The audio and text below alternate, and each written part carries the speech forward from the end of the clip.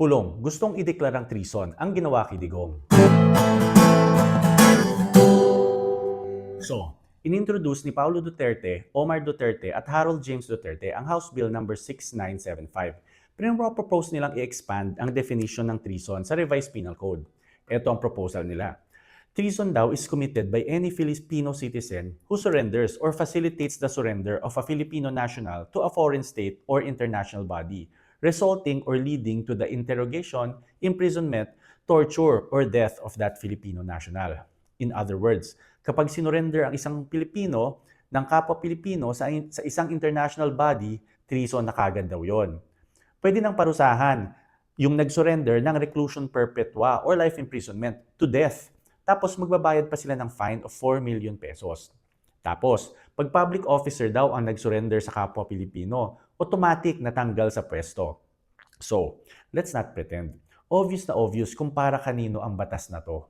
Gusto nilang gawing treason by definition ang mga nangyari kay Digong. Ang gusto pa nilang mangyari, makulong habang buhay at mamatay pa nga ang mga taong nag-surrender kay Duterte sa ICC. Pero may malaking butas yung batas na yan. Meron tayong pinirmahan ng mga international treaties. Kasama dito ang mga extradition treaties, mutual legal assistance treaties at ibang pang mga treaty kung saan obligado ang Pilipinas na makipag-cooperate. So ang tanong, kung sinunod ng gobyerno ang treaty, treason na kagad yon. At paano yung mga kasong may valid arrest warrant laban sa isang Filipino citizen? Kung ang kaso dumaan sa trial, nabigyan ng due process, tapos napatunayang ng rape ang kababayan natin o di kaya pumatay. Pag tumakas siya papuntang sa Pilipinas, ikakadal na lang ba natin siya? Sasabihin na lang natin sa mga biktima, sorry, pero treason daw kasi pag binalik namin siya sa inyo. Ang treason under our laws ay may malinaw na definition. Isa itong crime against the state. Hindi ito pwedeng gamitin as shield para itago ang mga kriminal. Hindi ito pwedeng gawing depensa para protektahan ang mga gumagawa ng kalokohan. Kaya maling-mali yung proposed bill na yan.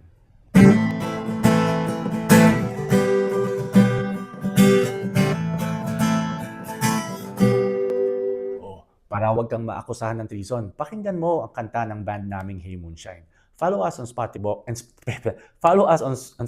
and Spotify.